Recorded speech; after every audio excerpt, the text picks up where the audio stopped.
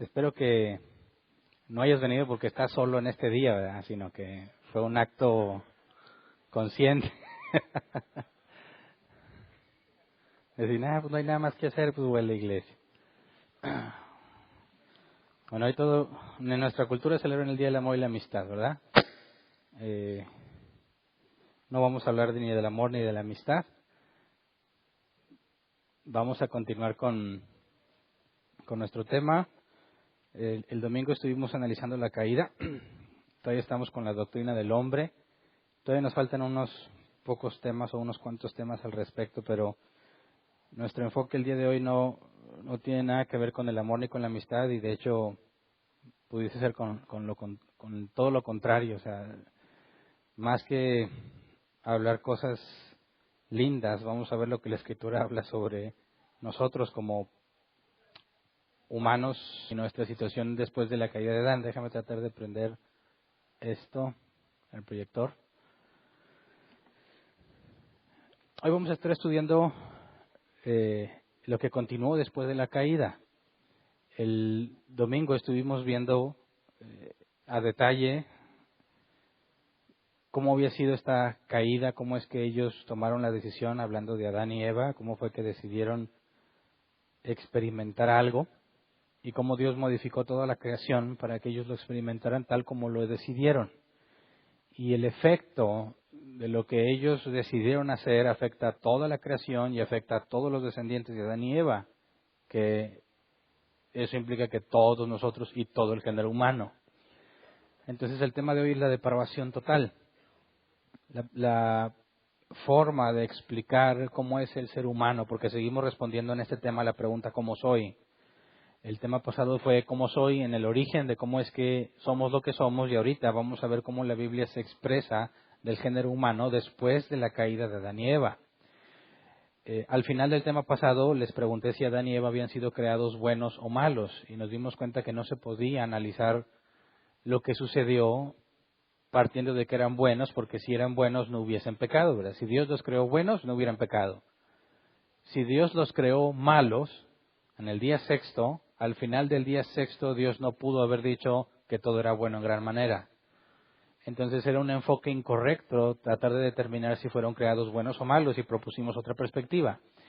Y la mencioné muy por encima porque hoy quiero que lo analicemos más a detalle, partiendo de la evidencia que nos da la Biblia en cuanto al ser humano, en cuanto al ser humano en general. Dijimos a grandes rasgos que Adán y Eva no es que fueran buenos o malos, sino que eran libres para decidir. Tenían capacidad para hacer el bien y tenían capacidad para hacer el mal.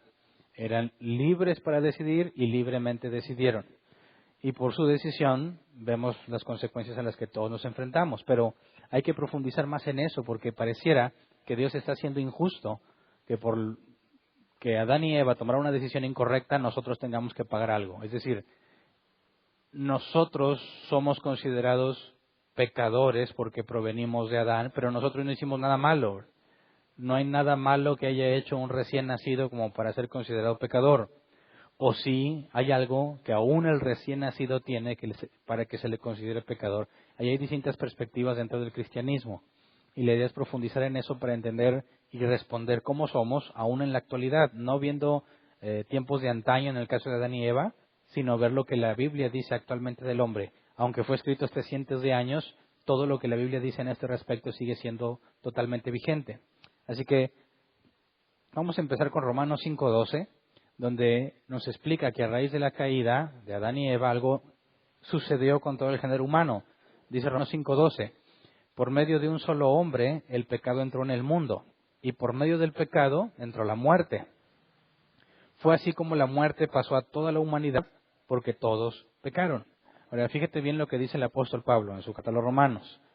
Por medio de un solo hombre, sabemos que es Adán, ¿verdad?, entró el pecado al mundo. Pero no nos está diciendo que nosotros morimos porque Adán pecó. Si yo muriera porque Adán pecó, sería injusto, porque yo no tengo por qué pagar el pecado de Adán. Fíjate, dice, por medio de un solo hombre el pecado entró en el mundo, y por medio del pecado entró la muerte, y eso es lo que analizamos el tema pasado. Pero luego lo que dice es, fue así como la muerte pasó a toda la humanidad, porque todos pecaron. Así que no muero por el pecado de Adán, sino por mi propio pecado. nosotros tenemos la misma naturaleza que Adán obtuvo en la caída. Vamos a Salmo 51:5, en Reina 60. Salmo 51:5 dice: He aquí, en maldad he sido formado y en pecado me concibió mi madre. Si tú lees todo ese salmo, es una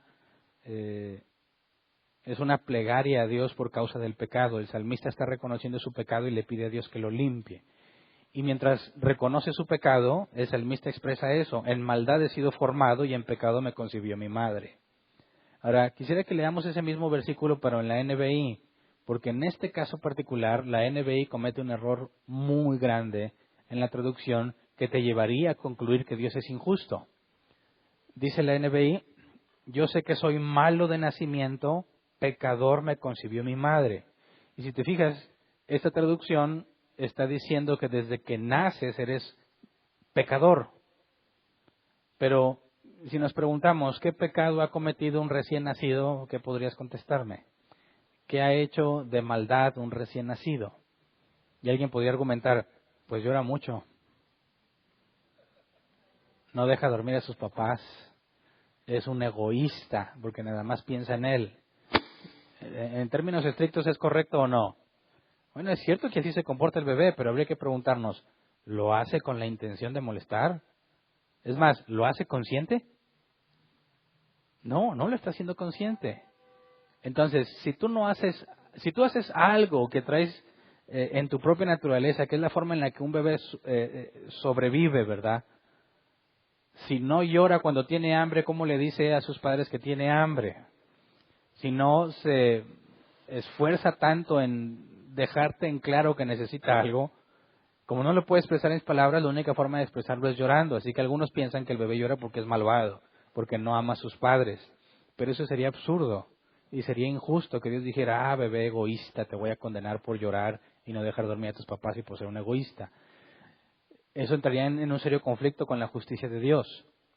Así que si el bebé no está consciente de lo que hace, y es más, el llorar es la forma en la que se comunica, porque esa es la única forma que tiene para comunicarse. Si esa es la forma en la que se comunica, entonces no está pecando en el sentido de que él, de su propia mala intención, quiso molestar a sus papás. No aplica. Entonces no podríamos hablar de que eres pecador desde que naces porque no has pecado. Pero lo que dice el salmista en la Reina Valera 60, que es más apegado al original: he aquí, en maldad he sido formado y en pecado me concibió mi madre, está dejando en claro que esa es la naturaleza que heredó de su mamá y que su mamá heredó de su mamá, y así hasta llegar a Adán y Eva. De Adán y Eva para acá, todos tenemos la misma naturaleza. Fue concebido Caín y Abel y toda su descendencia en la naturaleza pecaminosa, después de la caída. Y Dios había dicho que cada género o cada especie, cada animal, todo se reproduce según su género. Entonces, tal cual el padre y la madre, eso se hereda. Y tenemos exactamente la misma naturaleza que ellos. Aunque recién nacido no has pecado, tienes la misma naturaleza que Adán y Eva.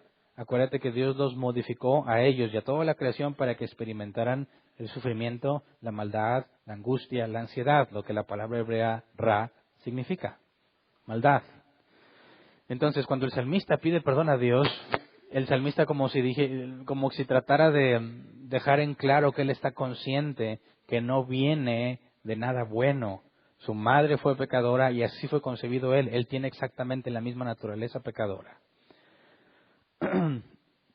Nuestros pensamientos siempre son de continuo el mal. Fíjate, es curioso cuando escuchas a un ateo hablar sobre un Dios que no hace nada ante la maldad. Normalmente los ateos se quejan de que Dios permite que pasen cosas atroces y llegan a la conclusión de que, dado que Dios no lo impide, es porque no quiere hacerlo. No puede ser bueno un Dios que no impide la maldad o no tiene la capacidad de hacerlo. Eso implica que Dios no es todopoderoso, es incapaz y está indefenso ante la maldad del hombre. Pero bíblicamente sabemos que nada pasa sin que Dios lo permita. Entonces, cuando Dios permite que la maldad suceda, el ateo se queja diciendo: ¿por qué Dios no hace nada? ¿Por qué no detuvo a los malvados? ¿Por qué no se interpone entre los que piensan hacer el mal? Y bueno, tenemos un caso en Génesis 6.5. Vamos a Génesis 6.5, Reina Valera 60. Dice: y vio Jehová que la maldad de los hombres era mucha en la tierra, y que todo designio de los pensamientos del corazón de ellos era de continuo solamente el mal. ¿Cuándo es que Dios expresa eso de sí mismo? Es su pensamiento, hablando en lenguaje antropomórfico, algo que podamos comprender, justo antes de que decidiera exterminar a la humanidad, en el diluvio. Y luego los ateos, cuando leen el diluvio, dicen, oh, mira qué Dios tan malvado y extremista, que mató a todos. ¿Por qué no misericordia? Y ahí es donde le dices, pues ponte de acuerdo. Te enojas porque Dios no interviene. Pero cuando Dios intervino, te molestas porque no fue misericordioso, es decir, no le vas a dar gusto. Y esa que Dios intervenga para detener la maldad o que no intervenga, se van a quejar. Y en el caso del diluvio, Dios vio que el hombre de continuo, su pensamiento, los deseos de él son de continuo el mal. Dios decide aplicar justicia. Extermina a toda la humanidad a excepción de 8 personas, ¿verdad? Noé, su esposa, sus 3 hijos de Noé y sus 3 nueras. Todos los demás fueron juzgados según sus obras y fueron hallados culpables. Por eso fueron exterminados. Entonces, vemos que Dios dice claramente que todo designio de los pensamientos del corazón del hombre es de continuo solamente el mal. Ahora, aquellos que estuvieron en el diluvio y murieron tienen la misma naturaleza que nosotros. No fue una creación distinta. No ha habido nada que cambie la naturaleza del ser humano desde que Adán y Eva pecaron. La gente prediluviana tiene exactamente la misma naturaleza que nosotros. Somos iguales a ellos. No ha cambiado nada. Y se nos dice que de continuo sus designios, sus pensamientos continuamente buscan el mal. Acuérdate que aquí el mal es angustia, adversidad, sufrimiento. Lo provocan y lo experimentan. Vamos a otra referencia bíblica, 1 Corintios 2:14, también en Reina Valera 60. 1 Corintios 2:14 dice, pero el hombre natural no percibe las cosas que son del Espíritu de Dios, porque para él son locura, y no las puede entender porque se han de discernir espiritualmente.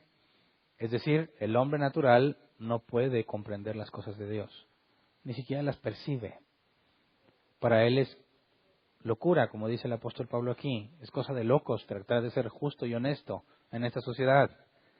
Es cosa de locos decirle a la gente la verdad, no en el sentido de ofender, sino en el sentido de mostrar amor. Dicen, es cosa de locos que quieras ser hombre de una sola mujer. Es cosa de loco que quieras hacer las cosas de la manera correcta. Es absurdo que no quieras sobornar, es absurdo que no quieras hacer las cosas que los demás hacen. No la puede comprender. Y cuando aquí habla del hombre natural es precisamente todo ese hombre natural que viene de Adán y Eva. No ha habido ningún cambio en ellos. Entonces, si te fijas, la forma en la que la Biblia se expresa del hombre no tiene nada positivo. No nos está diciendo nada bueno de los hombres. A raíz de lo que Adán hizo, todos pecamos. Y lo que estamos viendo es que los pensamientos son de continuo el mal, tu pensamiento, tu entendimiento es corrupto, no puedes entender las cosas de Dios. Ahora vamos a Gálatas 5:17, también Reina Valera 60. Gálatas 5:17 dice, porque el deseo de la carne es contra el espíritu, y el del espíritu es contra la carne, y estos se oponen entre sí, para que no hagáis lo que quisieres. Y aun si hablamos de lo material, nuestra carne, aunque aquí cuando habla de la carne, no está haciendo referencia a los nervios o los músculos, sino a la naturaleza de nuestro ser físico. La carne es opuesta al espíritu. Entonces, de continuo buscas el mal.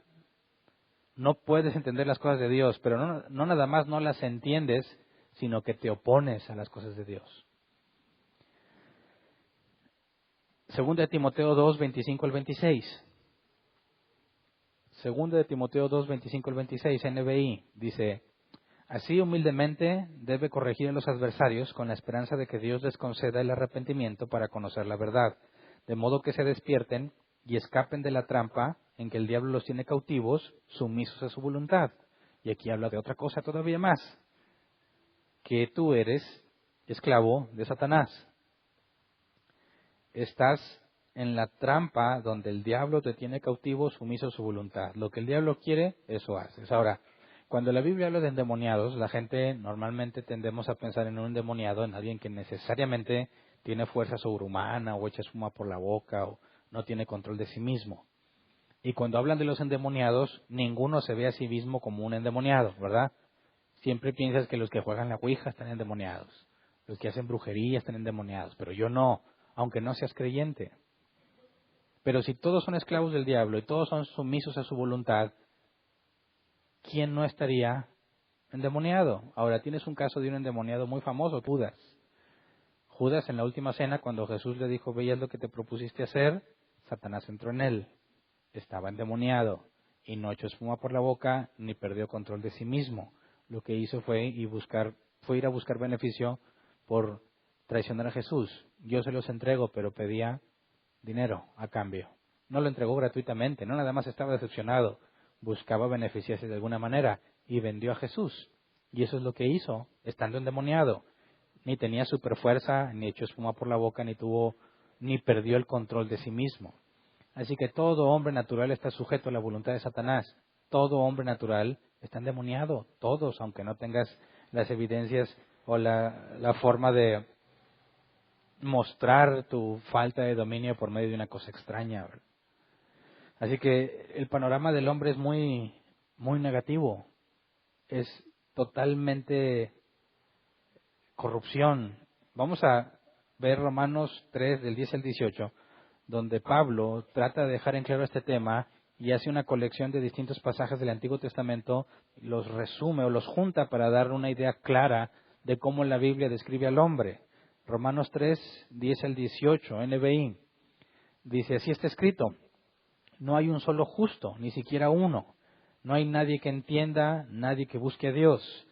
Todos se han descarriado, a una se han corrompido, no hay nadie que haga lo bueno, no hay uno solo. Su garganta es un sepulcro abierto, con su lengua profieren engaños. Veneno de víbora hay en sus labios, llena está su boca de maldiciones y de amargura. Veloces son sus pies para ir a derramar sangre. Dejan ruina y miseria en sus caminos y no conocen la senda de la paz. No hay temor de Dios delante de sus ojos. Ahora, esto no se lo inventó Pablo, esto es una colección de distintos pasajes del Antiguo Testamento y los acumula para presentar su caso. No hay bueno ni uno solo. Ahora, es asombroso cómo las personas tratamos de conseguir, cuando no conoces esta situación en la que el hombre está, no conoces la situación en la que el hombre, el género humano en general, está ante Dios, no conoces el grado de depravación que tienes, normalmente la gente trata de lograr que Dios haga lo que ellos quieren, ¿verdad? Señor, yo deseo esto y quiero que me lo des. Señor, yo quiero involucrarte en mis planes para que se cumplan. ¿Cómo le hago para pactar y comprometer a Dios para que me dé eso que yo busco? Pero ¿quién en sus 5 sentidos querría buscar lo que uno quiere? Después de esta descripción, ¿crees que después de la caída quedó al menos un área del ser humano intacta? ¿Algo que no fuera afectado por el pecado? Si te fijas, por los distintos pasajes que leímos, tu cuerpo fue afectado, ¿verdad? Incluyendo tus emociones. De continuo buscas el mal. Tu carne es opuesta al espíritu. La mente y el entendimiento fueron afectados. No percibes ni comprendes las cosas de Dios. Los deseos, la motivación, la voluntad también son afectados porque buscas continuamente el mal. Así que cuando hablamos de la depravación del hombre, decimos que la depravación es total porque nos referimos a que totalmente todo en el ser humano es corrupto. Su cuerpo, su voluntad, su mente, sus emociones, sus afectos. Todo fue contaminado. Todo fue transformado para generar mal y experimentar el mal. Todas las áreas del ser humano fueron modificadas o afectadas a causa de lo que Adán hizo. Eso implica que hay algo en el ser humano que le afecta gravemente, que le impide hacer lo bueno, pero no estamos diciendo en la depravación total que todos son tan malos como puedan ser. Sabemos que hay distintos niveles de detectar la maldad. Podríamos decir que una persona que robó, imagínate, alguien se robó de una tienda, se robó un refresco simplemente por maldoso, no sería la misma maldad que encontrarías en Hitler o en un asesino serial, ¿verdad? Dices, mira, eso sería una prueba de que la depravación no es total, sino gradual. No todos están tan depravados como los demás. Pero eso no es el sentido de la palabra total cuando decimos depravación total. Cuando hablamos de la depravación total es porque totalmente el humano, todo su ser, es corrupto. No hay ningún área que haya quedado intacta de lo que originalmente era. Por eso es entendible y no debe generarte ningún conflicto el ver a personas que no conocen de Dios, que no quieren nada con Dios o incluso son ateos, que hacen cosas buenas. Porque luego piensan que cuando decimos que el hombre natural es depravado, los cristianos no. O que nada más los cristianos hacemos cosas buenas y todos los demás hacen puras cosas malas. Sería falso. Tú puedes escuchar la noticia de un grupo de bomberos salvando una familia de su casa en llamas y eso es una buena obra, ¿sí o no? Puedes ver videos en internet donde hay una persona que se mete en el agua congelado por rescatar un perrito o un venado. Puedes ver personas sometiendo a un ladrón. Después de que robó, un grupo de personas lo atrapan y lo someten para que sea entregado a las autoridades. Y dices, ¿no es eso algo bueno? Porque la Biblia dice que no hay ninguno justo, no hay nadie que haga lo bueno, pero tenemos ejemplos en la vida cotidiana de personas que creen y no creen en Dios, que hacen cosas buenas. ¿Consideras que la Biblia miente cuando dice que no hay bueno ni uno? Dices, oye, pues sí hay personas buenas, ¿o no?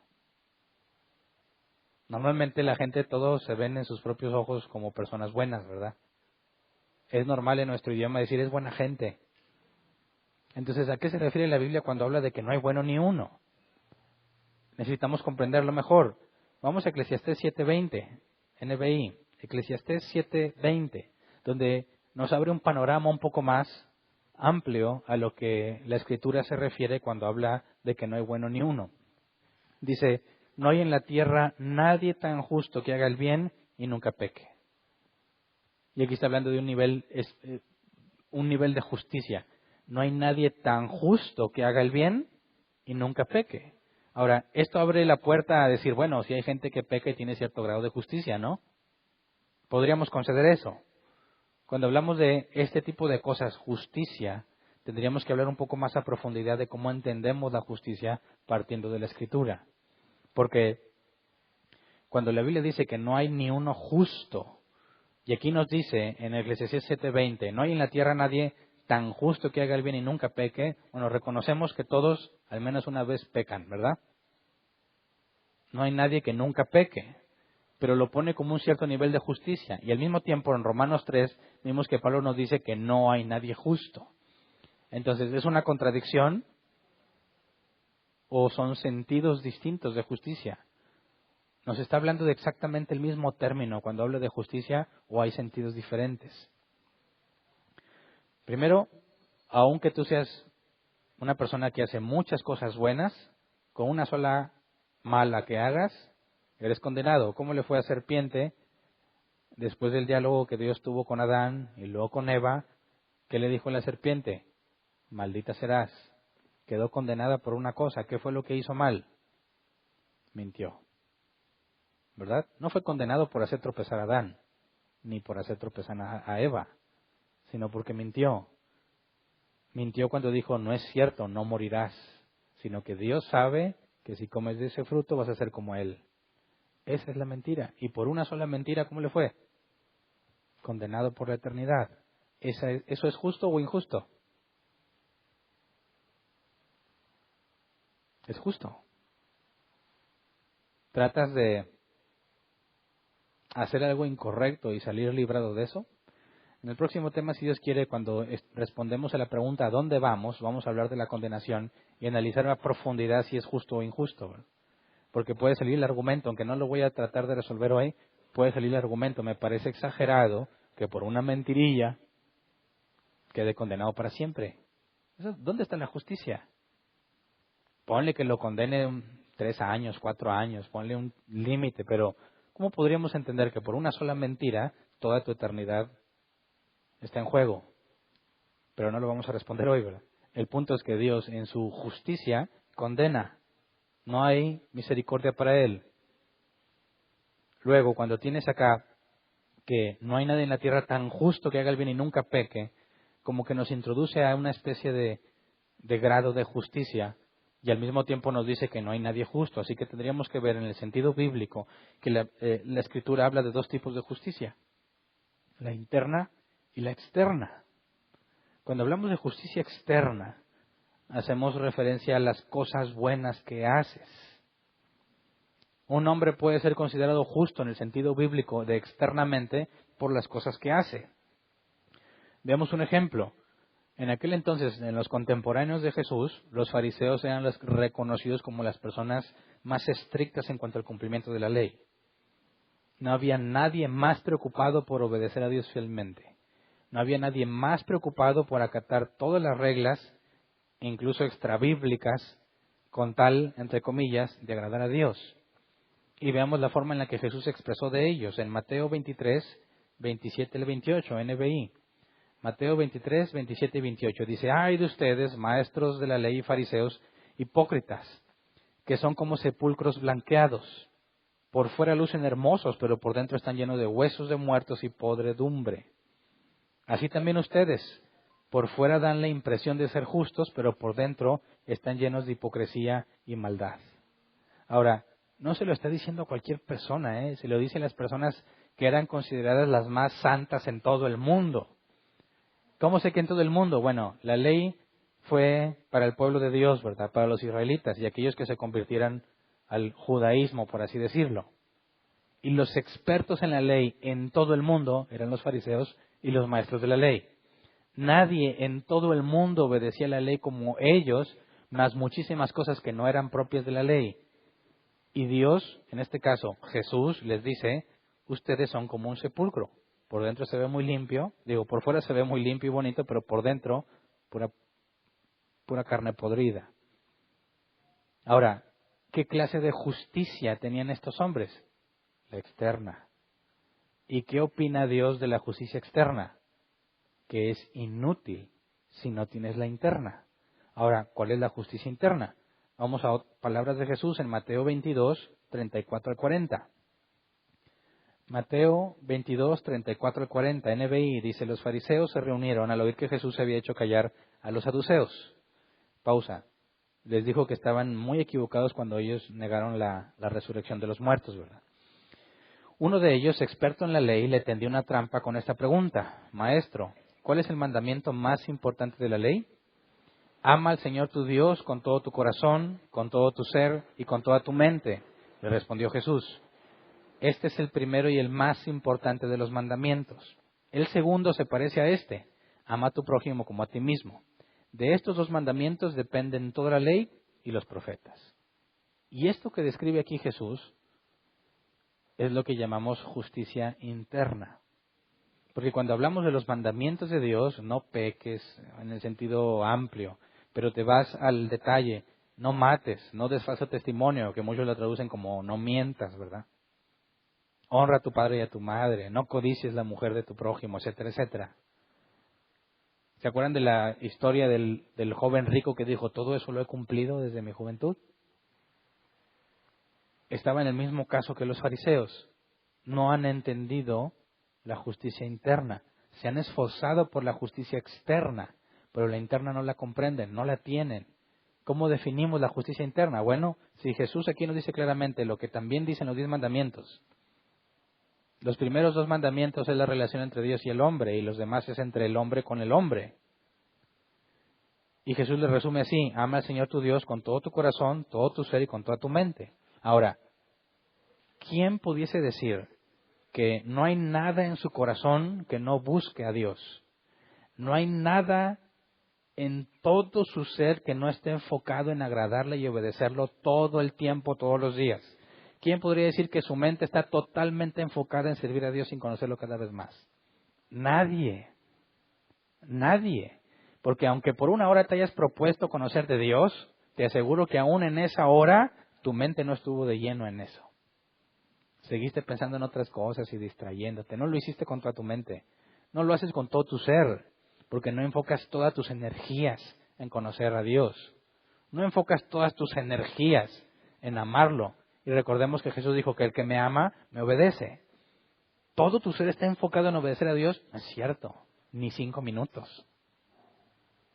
toda tu mente, no es cierto. No siempre estoy pensando cómo agradar a Dios. Muchas veces incluso planeo cómo hacer lo contrario a lo que Dios quiere. Este es el punto cuando la Biblia dice, no hay bueno ni uno. Ni uno es justo, porque esto, en lo que se resume toda la ley, es la justicia interna. Lo que dentro de mí genera acciones. Los fariseos tenían muchísimas obras buenas, más que nadie más en el mundo, pero su motivación no era agradar a Dios, no era amar a Dios, era ganarse el respeto de los demás. Fariseos hipócritas que quieren los mejores lugares en las fiestas, que les encanta que les llamen rabí, maestro. Ese es el énfasis de la justicia bíblica, que lo que tú por dentro buscas es lo que se traduce en una acción más adelante. Vamos a Romanos 13, 8 al 10 para ver cómo el apóstol Pablo desglosa un poco más estas palabras de Jesús. Romanos 13, 8 al 10 dice, no tengas deudas pendientes con nadie, a no ser la de amarse unos a otros. De hecho, quien ama al prójimo ha cumplido la ley. Porque los mandamientos que dicen no cometas adulterio, no mates, no robes, no codicies, y todos los demás mandamientos se resumen en este precepto. Ama a tu prójimo como a ti mismo. El amor no perjudica al prójimo, así que el amor es el cumplimiento de la ley.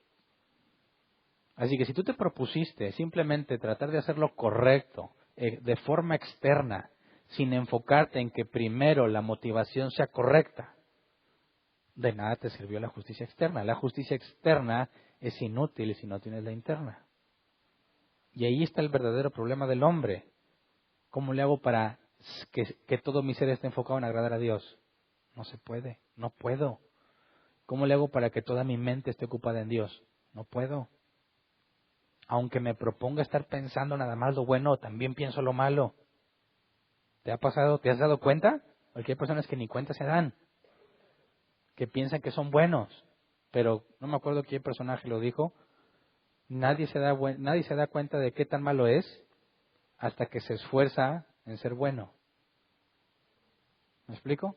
Cuando tú dices, ya, ahora sí, no voy a pecar ni con el pensamiento. Cuando te llegas a enfocar realmente en hacer lo correcto es cuando te das cuenta de lo malvado que eres. No hiciste daño a nadie, no mataste a nadie, no le mentiste a nadie, pero adentro tienes un serio problema. No puedes cumplir con lo que Dios ha pedido. No puedes. Ni siquiera 5 minutos de tu vida. Ahí está el gran problema del hombre. Eso es lo que heredamos de Adán. Y eso es lo que me hace tomar decisiones. Eso es lo que me lleva a las acciones. Por eso cuando Jesús predicó arrepentíos, porque el reino de los cielos se ha acercado, la palabra arrepentíos es cambia tu manera de pensar. Porque la manera en que piensas determina lo que haces. Ahorita profundizamos un poco más en eso. Entonces, volvemos al punto que iniciamos con Adán y Eva. ¿Eran buenos o malos? Y dijimos, bueno, eran libres para decidir. Tenían la capacidad para hacer el bien, tenían la capacidad para hacer el mal y libremente decidieron tener esa experiencia de la maldad y el sufrimiento. Ok, pero ¿qué hay de nosotros? ¿Cómo somos nosotros? Después de todo lo que la Biblia dice, ¿crees que hay algo bueno en el hombre? Hay creyentes que dicen, mira, Dios no se mete y deja que cada quien decida si hace lo bueno o lo malo. Porque en esencia todos somos buenos por dentro. Bueno, suena bonito y agradable, e incluso suena alentador. Puedes encontrar videos y charlas motivacionales que apelan a eso. Decide hoy cambiar tu vida. Esfuérzate, sal adelante, vas a ser un triunfador. ¿De qué están partiendo? De que hay algo bueno en ti. De que hay algo en ti que debes usar para salir adelante. ¿Pero qué es lo que dice la Biblia? No hay bueno ni uno. Nadie busca lo bueno. Pero yo sí quiero hacer lo bueno, diré alguien. Yo quiero darle a la gente, sí, pero no lo haces por agradar a Dios. Lo haces por tus propias motivaciones, que incluso algunas veces son egoístas. ¿Verdad? Hablando del amor y la amistad, es muy sabido esto, ¿cuántos hombres son demasiado amables con una chica porque esperan algo a cambio? Y dices, mira qué bueno es él, dicen las muchachas. Es tan amable y caballeroso. Es una buena persona. No sabes lo que está planeando. ¿Verdad? Las muchachas me han de comprender. No sabes lo que está en su mente ni por qué lo hace. Y dices, mira qué bien me trata. Y dices, ay, qué bárbara. No te das cuenta que busca algo. Pensamos que porque hace cosas buenas ha de ser buena persona. Claro que no. Su motivación puede ser totalmente depravada. Está haciendo cosas buenas porque persigue algo malo, algo que es para sí mismo, de egoísmo propio. Por eso Jesús dijo no, que tu izquierda no sepa lo de tu derecha. Si hacer algo bueno no lo andes promulgando, proclamando, porque eso revela que tu motivación fue para ti mismo. Jesús dijo, cuando ores no levantes las manos y hagas que todos te vean como los fariseos, que les encanta que todos los vean. Dice, porque esa será tu recompensa, porque no es para agradar a Dios, lo haces para llamar la atención. Que digan, mira qué bonito ora, qué bonito le alaba a Dios. Ahí está tu recompensa, esa fue tu motivación egoísta. Haces algo bueno como orar, pero es totalmente corrupto por dentro, porque lo haces para ganar respeto, para ganar atención, para ganar imagen o fama. Ahí está el problema del ser humano. Eso es depravación total. No hay nada dentro de ti que sea bueno. Lo heredaste de Adán, pero no mueres por la herencia, sino por lo que haces. Por causa de Adán el pecado entró en el mundo y vino la muerte, pero los hombres mueren porque pecan.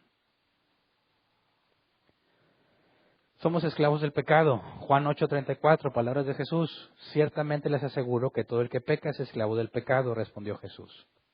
No hay forma de liberarte a ti mismo. El hombre natural tiene la capacidad de hacer justicia externa. Puedes hacer buenas obras, sí, pero tienes total incapacidad de hacerlo por la motivación correcta.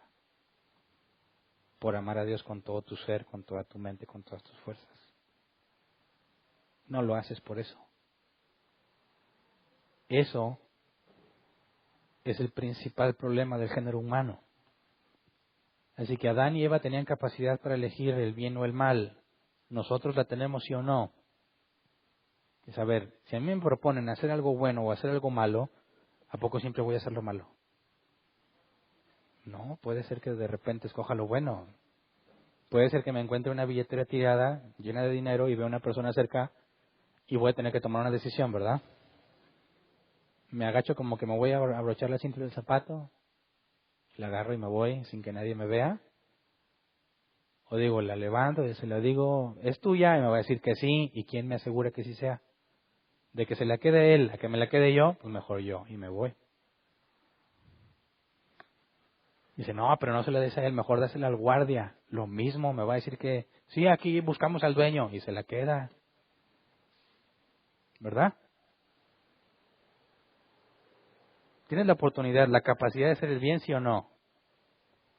Así que la Biblia dice que no, ninguno busca a Dios, nadie hace lo bueno, pero hay cosas que de repente hacemos bien, así que aun cuando hablamos de la capacidad de hacer lo bueno, necesitamos profundizar a qué nos referimos con esa capacidad. Y tenemos que hacer una distinción entre dos tipos de capacidades.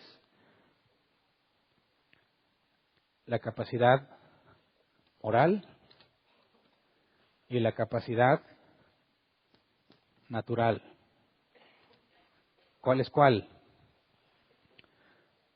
Tú tienes la capacidad natural cuando dices que físicamente puedes hacer algo.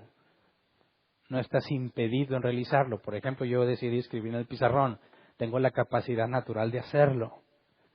Pero si tú me amarraras en una silla de manera que no me puedo mover y yo quiero escribir en el pizarrón, soy incapaz naturalmente hablando. Soy incapaz de ir a hacerlo. Algo me restringe. ¿Me explico? Entonces tienes capacidad natural en el sentido de que no hay nada que te restrinja físicamente a hacer algo. Y en el caso de la cartera, ¿tenía capacidad natural para hacer lo correcto? Sí. ¿Y por qué no lo hice?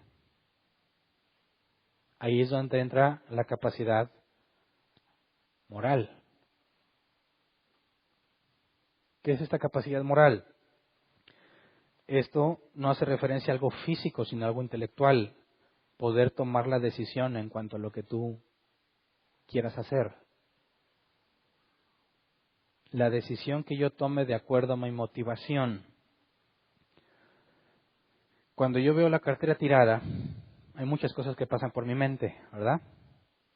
Si fueras un millonario excéntrico, que el dinero no te sobra y te encuentras la cartera, ¿tendrías problema pensando en si te la quedas o no? Lo más probable es que no tengas problema. Pero si no tienes el dinero que quisieras y encuentras una cartera llena de dinero, casi a la velocidad de la luz, empiezas a pensar todo lo que podrías hacer con ese dinero, ¿verdad? Incluso en ese pensamiento podrías decir, puedo llevarlo a una casa hogar y hacer niños felices. Pero ¿quién va a pensar eso? ¿Mm? ¿Quién pensaría, puedo regalarle a mi mamá lo que de niño le prometí? También no les importa eso. ¿Qué es lo que más te motiva para cuando decides tomar la cartera o no?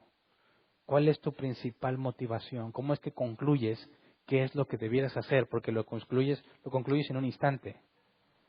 De todas las posibilidades que pudieras hacer con ese dinero, te aseguro que no vas a pensarlas todas las que hay. Te vas a enfocar en 2 o 3 a lo mucho. ¿Verdad? ¿Cuáles van a ser esas 2, 3 ideas que van a pasar por tu mente? Bueno, ¿qué es lo que más deseas? Y en base a lo que más deseo son las opciones que se me presentan, ¿verdad?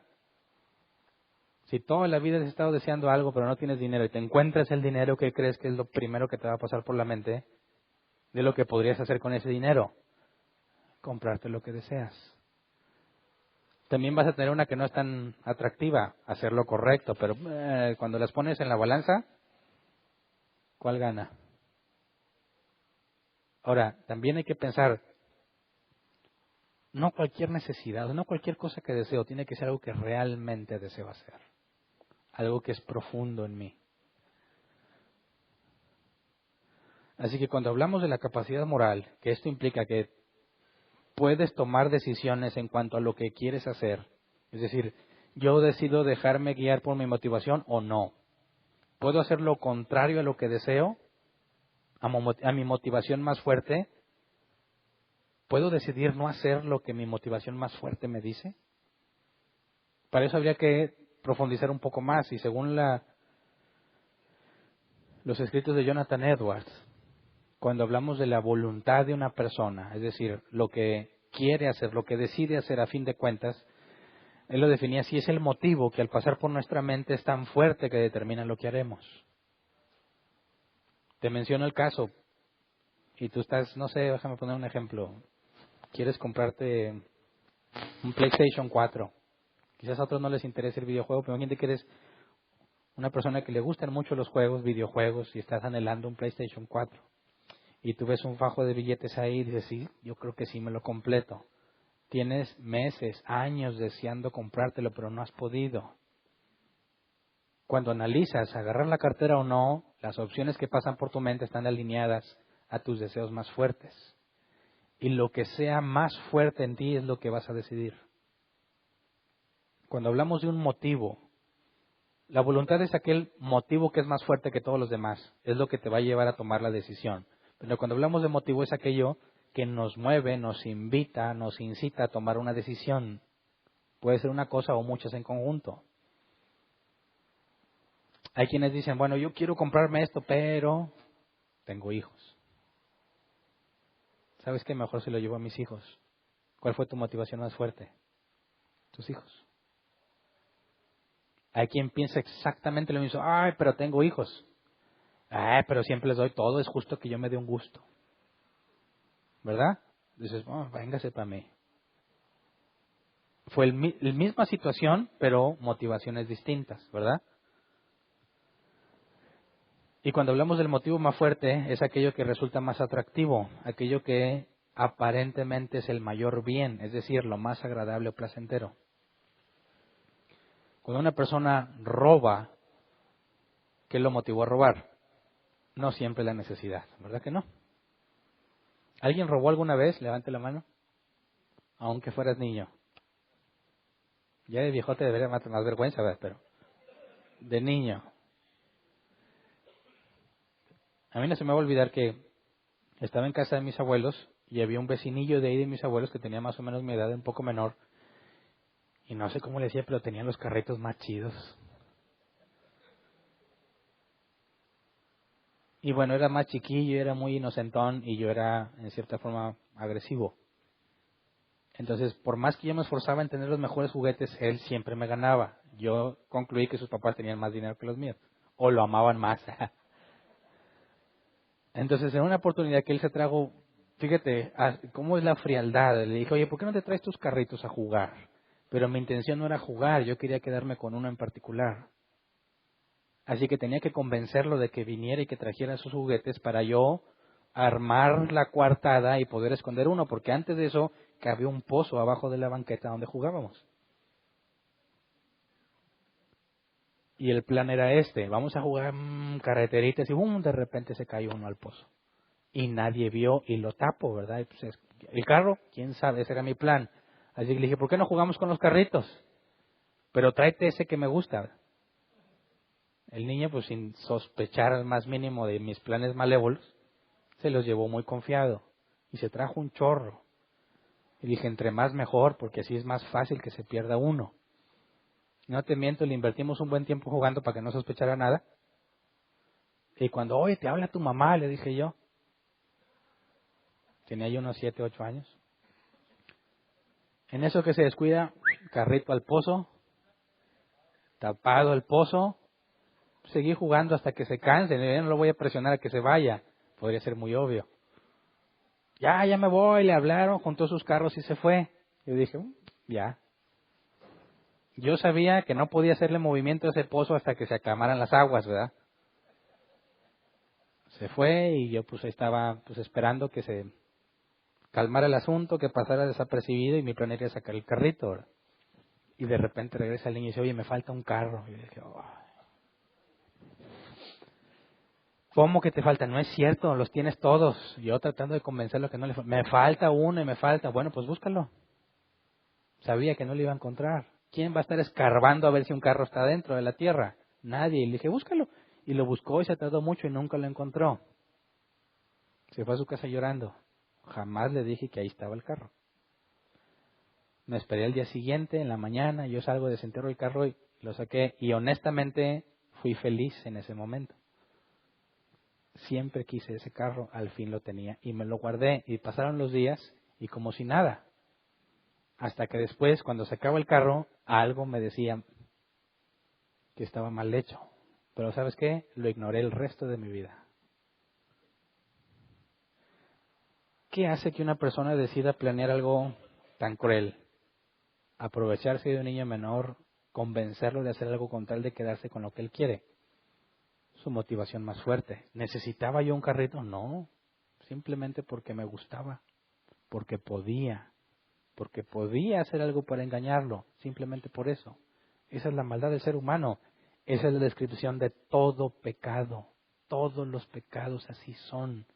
Cuando dicen a alguien tropecé en pecado, es absurdo, es ilógico, es incoherente. No tropezaste, descendiste poco a poco. ¿Verdad? Ahí está el problema en la humanidad. No tenemos la capacidad moral de frenar nuestra motivación más fuerte. Nuestra motivación más fuerte nos mueve al grado de matar personas.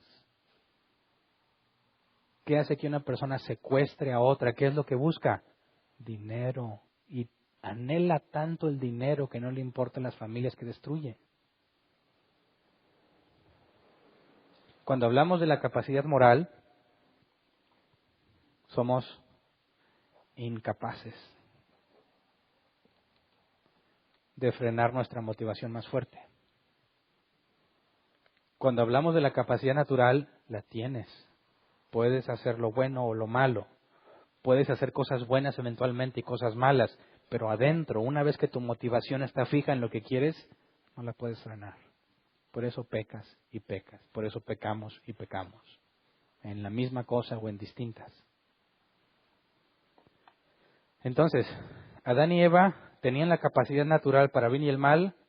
Sí.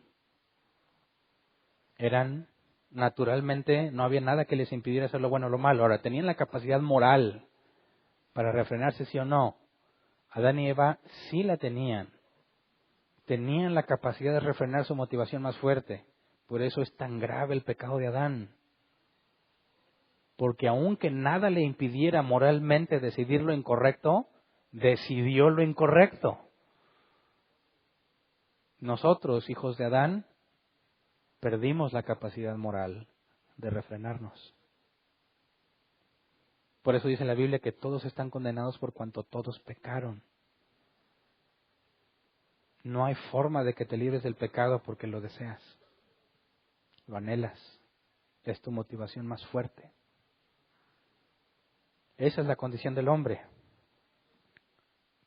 Fue lo que Jesús dijo. Esta es la condenación, que la luz vino a los hombres, pero los hombres amaron las tinieblas porque sus obras son malas. ¿Te fijas? No habla de justicia externa, sino de lo interno. El problema en el hombre es interno. Y no hay escapatoria. Tenemos total incapacidad moral. No podemos hacer lo que a Dios le agrada, porque no lo anhelas, no lo deseas. Cada que pecas, decidiste que era lo mejor para ti, sí o no. Cada que pecaste, llegaste a la conclusión que eso era lo mejor. Sabes que te he equivocado, pero no te importa. Esa es la condición del hombre. Eso es lo que llamamos depravación total. Jesús dijo, para los hombres es imposible salvarse. Eso es claro, bíblicamente claro, porque un solo pecado me condena. ¿Cuántos llevas? ¿Vas a dejar de pecar? No. Por eso es absurdo decir, no, es que yo mantengo mi salvación. Si yo tengo un buen comportamiento y yo me mantengo mi salvación, qué absurdo. Acabas de pecar al decir eso. La Biblia dice que la salvación no es por obras. Es un regalo, pero no hemos hablado de la salvación. Así que, ¿cómo es el hombre? Es depravado totalmente. ¿Es tan malo como pudiera ser? No, hay personas que hacen cosas buenas. Pero dentro de sí mismos, dentro de ellos, están totalmente depravados, totalmente corruptos. No hay quien haga lo bueno, no hay quien busque a Dios. La justicia interna es imposible para el ser humano. Y si no comprendes eso, no puedes comprender el Evangelio. Es imposible comprender la salvación si no comprendes tu naturaleza. ¿De qué te voy a salvar? ¿De qué te va a salvar Dios si eres buena persona? Dicen, ¿quieres recibir a Cristo en tu corazón? ¿Para qué? Para tener una vida mejor. Mi vida está bien. ¿Te va a arreglar los problemas del matrimonio? No tengo problemas. ¿Te va a dar riqueza? No me falta el dinero. ¿Para qué quiero a Dios? Te va a mandar al infierno si no lo aceptas. Es que absurdo. Creyentes locos. O sea, si no amo a Dios me va a condenar. Y se burlan. Esa es la burla del ateo. ¿Y sabes quién tiene la culpa? El cristiano que no entiende lo que la Biblia enseña. El falso maestro que quiere convencer a la gente diciendo Dios te va a dar lo que más anhelas. Cualquiera que conozca esta verdad diría, por favor, que jamás Dios me dé lo que yo anhelo. Que se haga su voluntad, no la mía, porque lo mío es de continuo el mal. Si Dios me dijera, Hernán, escoge qué quieres que te dé, por favor Dios no me hagas eso. Dime tú qué me quieres dar. Porque si yo te pido lo que yo quiero, va a ser algo corrupto. Va a parecer bueno ante mis ojos, va a parecer lo mejor que pudiera pedir, pero soy corrupto. El único que pudiera decidir sabiamente es Dios. Por eso cuando oramos, no oramos para cambiar los planes de Dios. No oramos para que Dios haga lo que nosotros queremos. Oramos para que nos enseñe a aceptar lo que Él quiere. Porque solo Él es bueno. Solo Él es bueno. No hay nada que quisiéramos cambiar de lo que Dios ha decidido hacer, porque Él jamás es malo. Todo lo que hace es bueno. Así que qué loco querría cambiar los planes de Dios. ¿Quién podría ser tan loco y absurdo como para decir, Dios, no me gusta eso? Absurdo, ignorante. ¿Cómo te atreves a decir que lo que Dios está haciendo no es perfecto? ¿Cómo es el hombre? ¿Cómo soy? Soy depravado totalmente. Estoy perdido en mis delitos y mis transgresiones y estoy condenado. A menos que Dios haga algo. A menos que Dios haga algo. Y ese es el Evangelio. Pero antes de llegar al Evangelio, tenemos que aprender del destino del hombre, que es la última pregunta en la doctrina del hombre. ¿A dónde voy? ¿A dónde va el hombre natural? ¿Qué es la condenación, bíblicamente hablando? Los cristianos tienen la imaginación un lugar donde el fuego los consume. ¡Ah! Eso no es lo que la Biblia enseña. Los ateos piensan que se van a un lugar y dicen, mira, en lugar de estar con los hipócritas del cielo, mejor me voy a un lugar donde pura fiesta, donde siempre es la vida pecaminosa, la vida loca. Qué absurdo, eso es tampoco lo que la Biblia enseña. La Biblia dice que no va a haber hipócritas en el cielo. Los hipócritas van a estar en el infierno.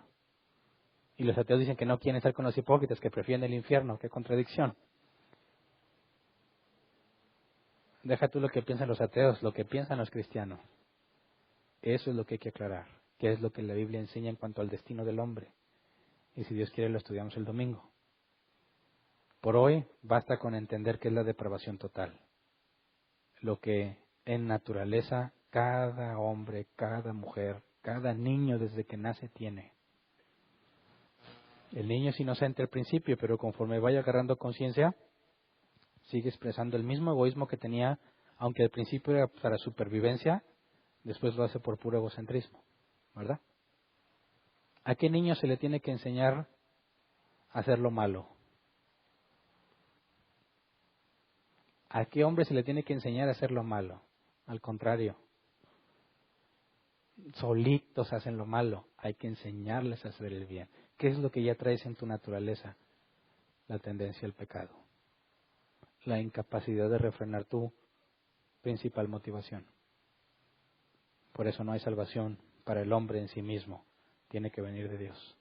Así que vamos a ponernos de pie, vamos a orar.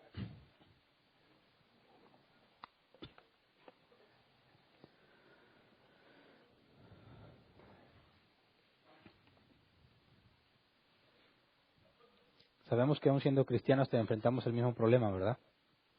La corrupción de la carne. Más adelante vamos a estudiar qué se espera del cristiano, pero por lo pronto tenemos mucho que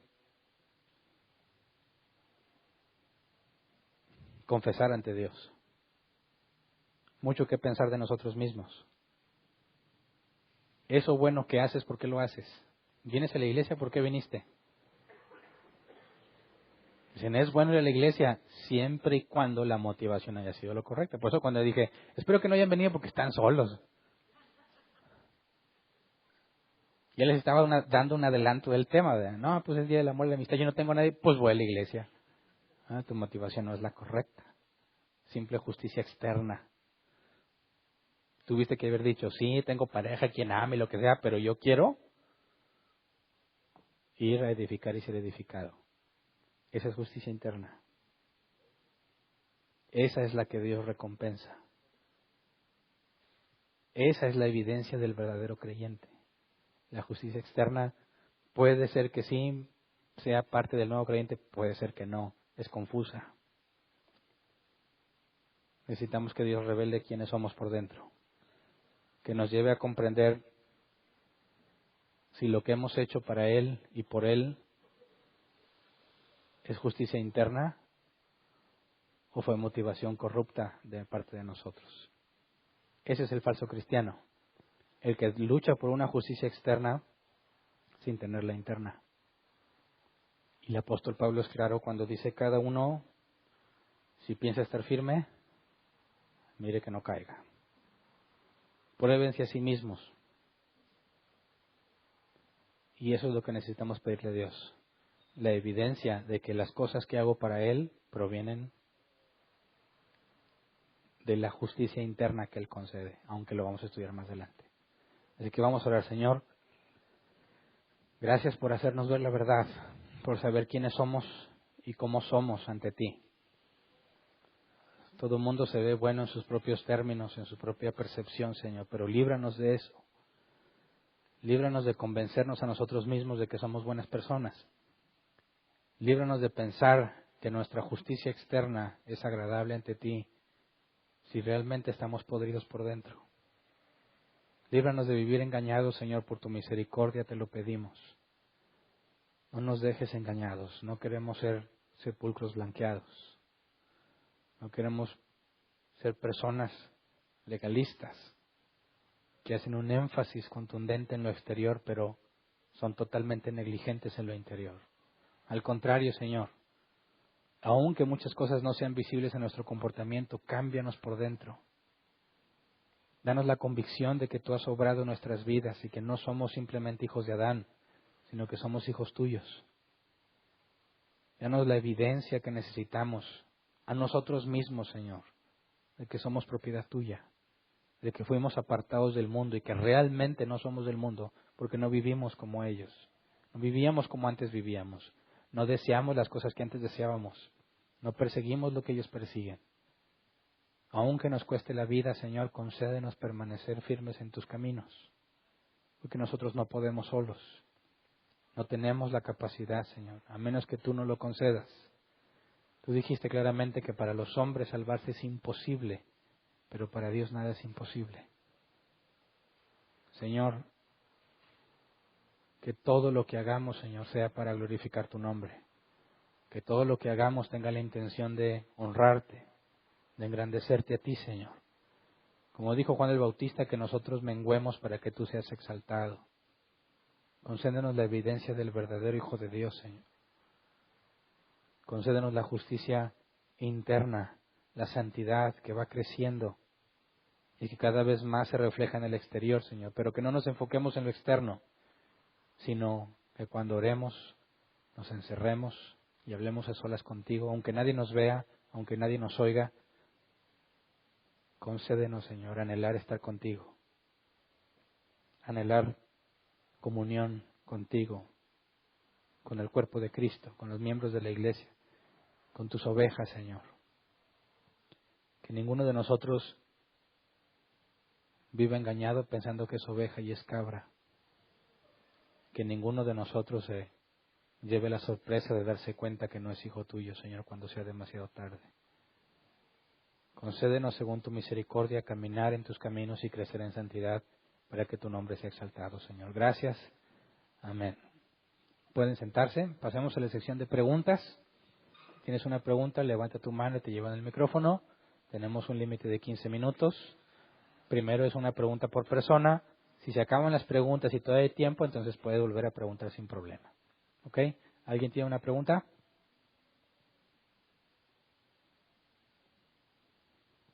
¿Y hay una pregunta?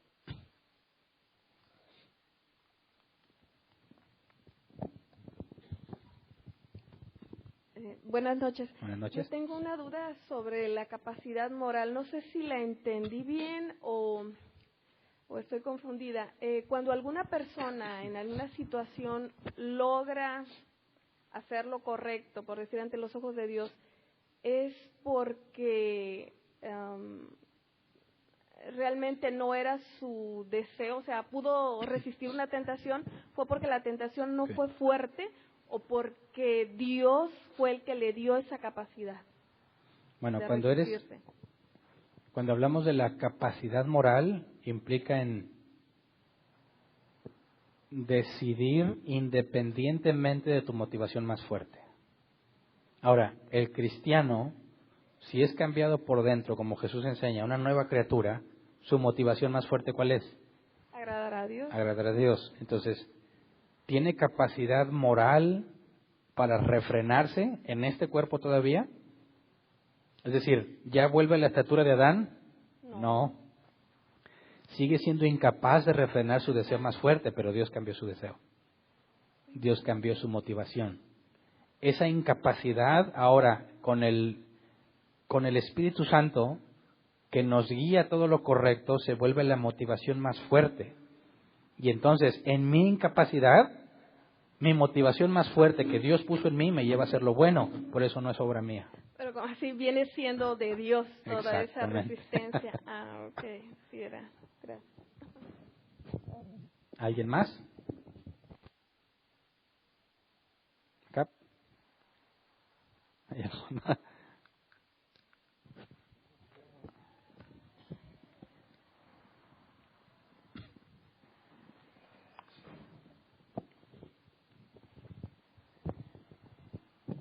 Buenas noches. Buenas noches. Ahorita creo haber entendido que Adán y Eva Adán por lo menos tenía la capacidad moral también. Ahí podemos entender que tenía el Espíritu Santo cuando estaba antes de la caída, o No, porque si te fijas, hablar de tener el Espíritu Santo en él antes de que él tuviera la libertad o la capacidad moral para refrenarse, nos lleva a un sentido medio confuso y extraño, porque vemos que cuando Dios promete el Espíritu Santo para que tu naturaleza pecaminosa sea transformada de manera que avances en las cosas de Dios, esa situación no la encuentras en Adán al principio. No podrías hablar de que Adán ya había sido renovado. ¿Renovado de qué? Si no había ningún problema, ¿verdad? Él fue, en un sentido podríamos decirlo como neutro, con ambas capacidades, y él libremente decidió. A raíz de eso es cuando inicia el plan de salvación, y es donde vemos que el Espíritu Santo tiene en la salvación el rol de regenerar. Pero no puedes hablar de que el Espíritu Santo está aplicando ese rol aún antes de que sea necesaria la salvación. Por eso, si tú tratas de ver el Espíritu Santo en Adán, se confunde todo el panorama, porque confundes la salvación antes de que haya sido necesaria la salvación. No hay forma congruente de entenderlo con lo que la Biblia enseña. ¿Alguien más?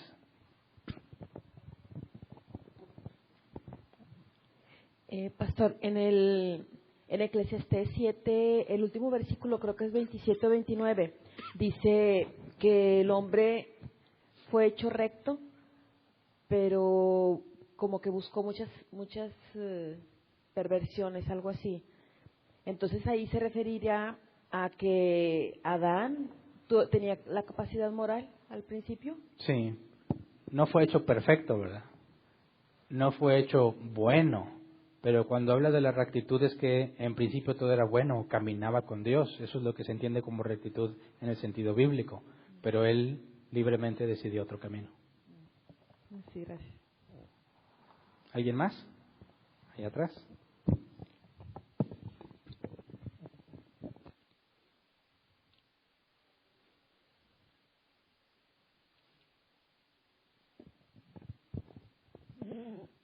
Buenas noches.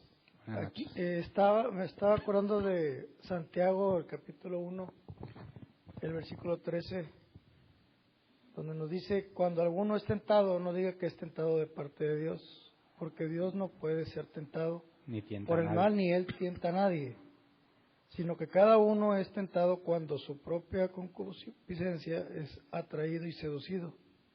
Entonces la concupiscencia, después que ha concebido, da a la luz el pecado, y el pecado, siendo consumado, da a la luz a la muerte.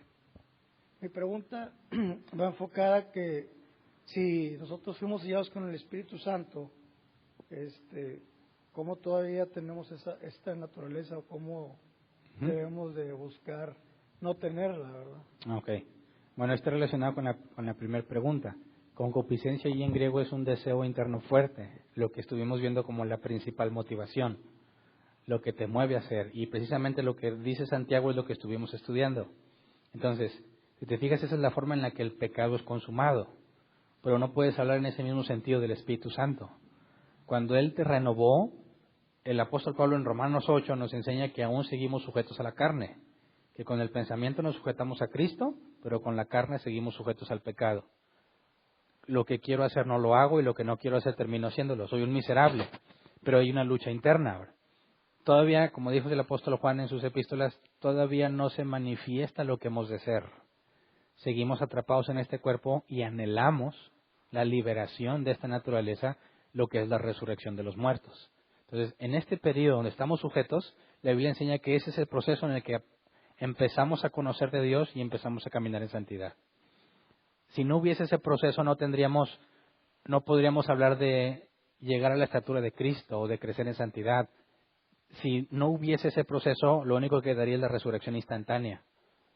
Entonces, todo ese proceso en el que seguimos luchando con nosotros mismos es lo que la Biblia enseña que es tomado en cuenta para recompensa en el día final, no para salvación, para recompensa, y es lo que nos lleva a conocer cada vez más a Dios. Entonces, hay un propósito en que Dios no haya traído la resurrección como algo inmediato, y ese propósito es conocerlo cada vez más a Él.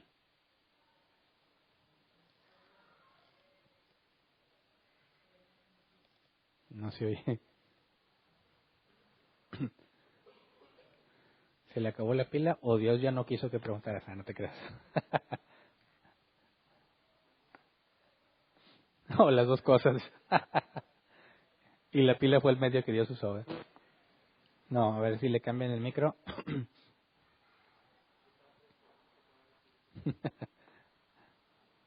O es que se acababan los 15 minutos y nada más le cortaron ahí. No, ¿verdad? Bueno, ¿hay alguien más que tenga una pregunta? Digo, para ir sabiendo quién sigue o si esa es la última. Bueno, si hay más tiempo podríamos regresar acá.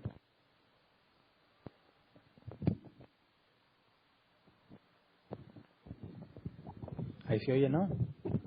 Sí. Sí. Ya.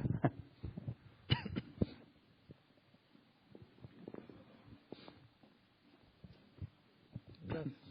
Y bueno, más para concluir entonces, por lo que comentas, entonces sería ahí que nosotros estamos siendo transformados de gloria en gloria, como comentaba en el pasaje. Sí, ahí es donde se aprende la paciencia, donde se aprende la obediencia, todo lo que nos lleva al carácter de Cristo. Ese es el procedimiento que Dios eligió, y si Él es sabio, ese es el mejor que pudo haber elegido. Gracias. A ver si había otra pregunta acá, otra vez, please.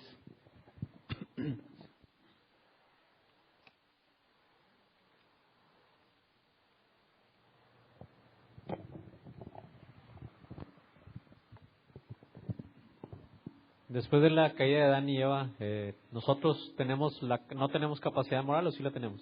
No la tenemos. Para refrenar nuestra motivación más fuerte, no, la perdimos. Bueno, nunca la tuvimos. Adán la perdió y heredamos esa naturaleza.